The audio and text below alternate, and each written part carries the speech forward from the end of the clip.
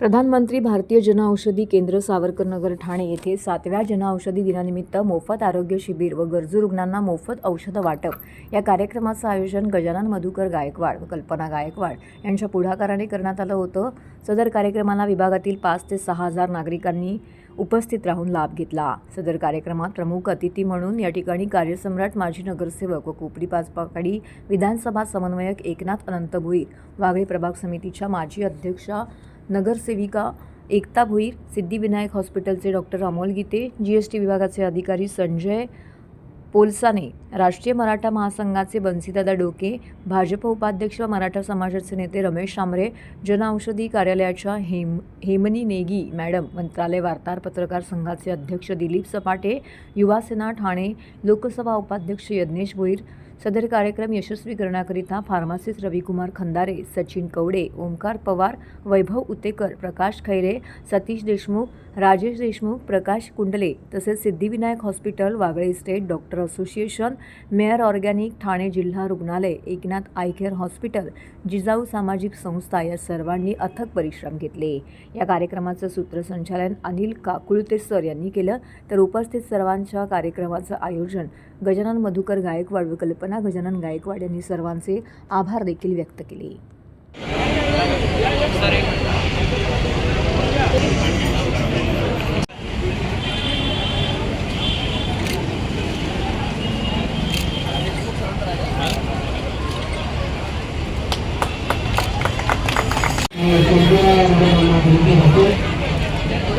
ताई इकडे ताई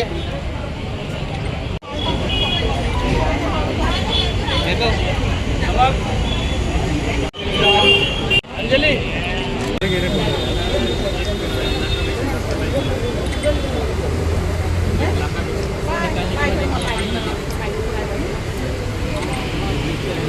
एक मिनिट इकडे बघा, सर्वांनी ह्याच्यामध्ये बघायचं। पंतप्रधान भारतीय जनऔषधी केंद्र यांच्या माध्यमातून या केंद्राचा हा केंद्र या ठिकाणी जे चालवतात ते गजानन गायकवाड यांच्या माध्यमातून या ठिकाणी आरोग्य यज्ञ या ठिकाणी ठेवलेला आहे, आरोग्य शिबिर ठेवलेलं आहे।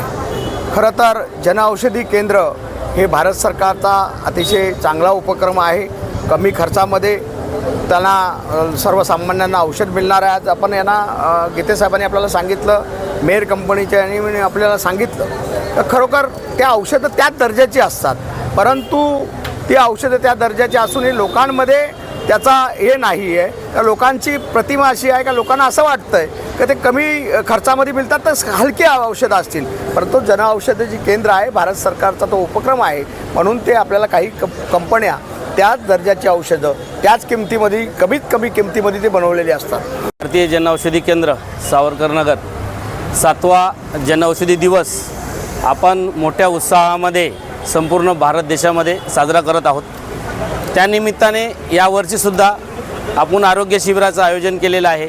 या आरोग्य शिबिरासाठी माझ्या वेळोवेळी पाठीशी उभं राहणारे आमचे लाडके दादा भोईर साहेब हे मला वडिलांसमान आहेत आणि वेळोवेळी ते माझ्या पाठीमागे उभे राहत असतात। त्याचबरोबर ज्या कंपन्यांनी मला सहकार्य केलं, जसं की आपले सामान्य रुग्णालय असो, त्यानंतर गीते साहेब आहेत सिद्धिविनायक हॉस्पिटलचे, त्याच्यानंतर डॉक्टर असोसिएशन आहे, त्यानंतर मेयर कंपनी आहे, जिजाऊ संस्था आहे, एकनाथ आय केअर हॉस्पिटल आहे, ह्या सगळ्यांनी प्रत्येक वेळेस मला सहकार्याची भूमिका दाखवली।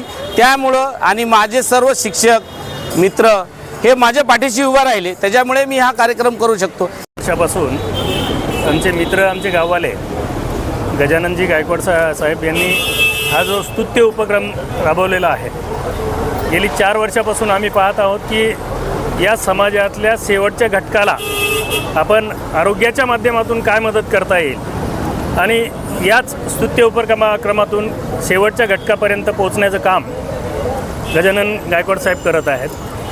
आणि आत्ता जसं गीते साहेबांनी सांगितलं की हे जे मेडिसिन आहे, काही लोकांचा गैरसमज असा असतो की हे जनऔषधी केंद्रामध्ये जे मिळणारं मेडिसिन आहे ते कुठल्या तरी कमी दर्जाचं आहे काय, परंतु असा काही गैरसमज लोकांनी करू नये।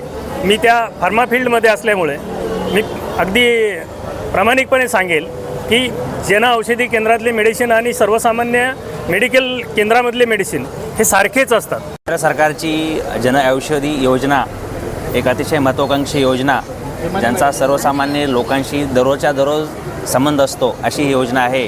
लोकांमध्ये अवेअरनेस नाही आहे की जेनरिक मेडिसिन्स एवढ्या स्वस्तामध्ये मिळतात. जेनरिक मेडिसिन म्हणजे लोकांना असं वाटतं की अरे ते कमी क्वालिटीचे असतील किंवा त्यांचं इफिशियन्सी कमी असेल. परंतु मी लोकांना सांगू इच्छितो की प्रत्येक कंपनी हे 2 प्रकारचे मेडिसिन्स प्रोड्यूस करत असते, एक जेनरिक मेडिसिन आणि एक ब्रँडेड. तर जेनरिक मेडिसिनसुद्धा तेवढ्याच क्वालिटीचं असतं, फक्त त्याची प्राईस कमी असते.